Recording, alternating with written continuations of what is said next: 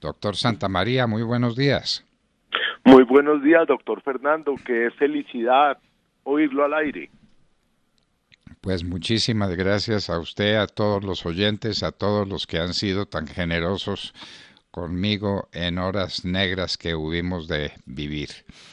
Bueno, doctor Santamaría, eh, Gustavo Petro cada vez tiene propuestas más disparatadas para hacer y cada vez, según las encuestas, gana popularidad. ¿Esto cómo es, doctor Santamaría? Pues ¿Cuáles son? Sí, yo creo, doctor Fernando, que esto tiene como dos caminos. El primero es que acá el Petro es el único que está haciendo propuestas, disparatadas o no, que ese es un problema gravísimo, porque los otros candidatos se metieron fue en unos acuerdos electorales para unas consultas y entonces no se pueden decir nada uno al otro y de alguna manera no dicen nada. Entonces el único que está lanzando propuestas es Gustavo Petro. Propuestas, eso sí, disparatadas. De hecho, doctor Fernando, no sé si usted se acuerda de unos discos que salieron hace muchísimos años que se llamaban Caudillos y Muchedumbres, que eran los discursos de Gaitán, los discursos de Laureano Gómez y los discursos de Goyeneche. Goyeneche, un candidato presidencial de los años 70, que es lo más parecido a lo que yo he podido encontrar a Gustavo Petro. Él, me acuerdo que hablaba de pavimentar el río Magdalena como una de sus propuestas de gobierno y de ponerle marquesina a Bogotá para que Bogotá dejara de llover tanto. Y cuando uno oye lo que está pasando hoy con Gustavo Petro y las propuestas, pues es terrible. Me acuerdo la primera propuesta de las que hizo Petro, que habló de cambiar el petróleo por aguacate. Cuando uno se pone a mirar qué pasaría primero con la producción mundial de aguacate, mejor dicho, si nosotros para generar las divisas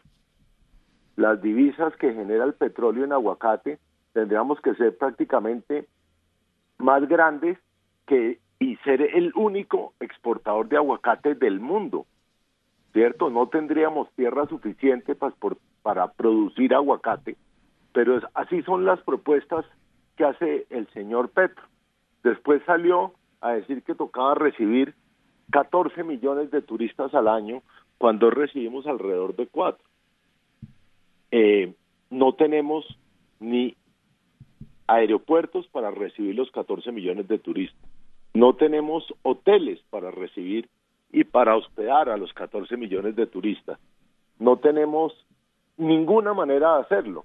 Pero lo más grave de eso es que 2 meses antes de lanzar esa propuesta, había dicho que el turismo de extranjeros era depredador. Entonces, uno no entiende para dónde va el agua al molino, sino es lanzar propuestas, estar vigente en los oídos de los colombianos, pero todas sus propuestas pues son absurdas. La última que lanzó, que fue la que lanzó la semana pasada, fue la de hacer un tren desde Arauca hasta la costa. Un tren de esos, me imagino que habló con alguna persona que estuvo por China y le mostró lo del tren bala o le mostró alguno de esos trenes y le dijo que eso era lo que tenía que hacer. Cuando acá cada vez somos más conscientes del problema del tren acá, es un problema de oferta y demanda, y cuando tenemos esas montañas tan sumamente complicadas, todos sabemos, o la gente en general sabe, que los trenes tienen que tener unas pendientes muy bajitas. Entonces tocaría hacer una cantidad de túneles, la vaina más impresionante, a unos costos y a un tiempo tan sumamente demorado que tampoco tiene sentido. Entonces es donde uno se pregunta, ¿qué está pasando por la cabeza de ese señor fuera de generar sintonía y de hacer propuestas absurdas, doctor Fernando? ¿y qué está pasando por la cabeza de los colombianos, que lo siguen teniendo como un posible presidente de la República? A una persona que dice semejantes disparates y que estaría dispuesto a hacerlos. Desde luego que no puede hacer nada de eso. Pues ¿quién puede sembrar aguacates suficientes para reemplazar el petróleo? Pues nadie. Siempre. Pero además de eso, doctor Fernando, doctor Santamaría, Gustavo Petro propone sembrar los aguacates para reemplazar el petróleo, sin entender que probablemente para que un aguacate le dé fruto estará entre 5 y 7 años, depende de la zona del país donde los vaya a sembrar. Sin mirar lo que ocurrió en Chile con la siembra de aguacate, que secó una cantidad importante de fluido de ríos y quebradas en algunos sectores de Chile. Sin mirar eso, él que es defensor del agua. Pero además, acabar con el petróleo y dejar de recibir lo que se logra ingresar para destinarlos a educación, a salud, a vivienda, porque para eso el dinero del petróleo es irreemplazable. Pero aún más, y yo le pregunto, doctor Santamaría, esto de buscar por parte de Petro a los 3.000 más ricos de Colombia para cobrarles un mega impuesto para que ayuden a la sostenibilidad de las finanzas del país, ¿es acaso serio? ¿Esto no va en detrimento con la generación de empleo y la posibilidad de que los capitales grandes del país, en cambio de irse, se queden aquí para apostarle a Colombia? Es que es totalmente contrario a la lógica económica. La lógica económica lo que dice es que toca ampliar la base de personas que pagan impuestos, o sea, que más colombianos paguemos impuestos y paguemos menos impuestos, pero que paguemos entre todos más. Es que si usted mira, por ejemplo, en un país como España tiene más o menos los mismos habitantes de Colombia, tiene 46, 47 millones de habitantes, y allá 20 millones de habitantes pagan impuestos. En Colombia tenemos más o menos los mismos habitantes y más o menos 4 millones de personas pagan impuestos. Entonces, ahí vemos la gran diferencia que hay. El coger a esos 3.000 personas más ricas y tratar pues de acabarlas cobrándoles impuestos altos, lo que va a hacer es que esas personas de una u otra manera terminen yéndose del país, y ellos no son los que van a sufrir. Es que el señor Petro no ha entendido, y los colombianos no han entendido, que cuando sale a coger a los ricos, a los que producen empleo, a los que generan ganancias y sacarles toda la plata, ellos no van a tener problemas en el futuro, ellos se van del país y seguirán viviendo bien. Los grandes perjudicados de todas estas movidas, como en Venezuela, pues van a ser las personas del común, que van a dejar de recibir posibilidades de empleo, dejar de recibir ingresos y pasarse al mundo del subsidio, que es realmente lo que él quiere hacer. ¿Y cómo hacemos, doctor Santamaría, para que nuestra clase política deje de andar con la cosa de las coaliciones y de los grupos y de que quién entra y quién sale y a quién se admite y a quién no se admite, para entrar a hablar de los grandes problemas nacionales, para hacer las grandes propuestas para el país, para la nación? Un país que necesita tantas cosas para volver a ser una nación competitiva, si es que no ha dejado de serlo total y definitivamente. ¿Qué hacemos para que eso ocurra, doctor Santamaría? Pues es que yo creo que acá hay un grave problema y falta de ayuda de muchos medios de comunicación que se centraron en la componenda política y no le están preguntando a las personas cuáles son sus propuestas. Yo pregunto, acá los colombianos dicen cada vez que pueden que el principal problema que hay en el país es la corrupción. Y yo no he visto el primer candidato que diga cómo va a hacer para combatir la corrupción. ¿Qué vamos a hacer con las contralorías, con las procuradurías, con todas esas IAs que no han hecho más sino, no digo fomentar la corrupción, pero sí no han logrado atajar esa cantidad de recursos que se roban? ¿Qué vamos a hacer con el tema verdaderamente del medio ambiente? O sea, ¿cómo vamos a combatir que se nos esté dañando el medio ambiente? Yo pregunto, miren qué porcentaje de ciudades y de municipios del país tienen plantas de tratamiento de aguas residuales, que ahí hay un problema de contaminación de los ríos y de nuestras cuencas hidrográficas grandísimas. Nadie ha hablado de eso.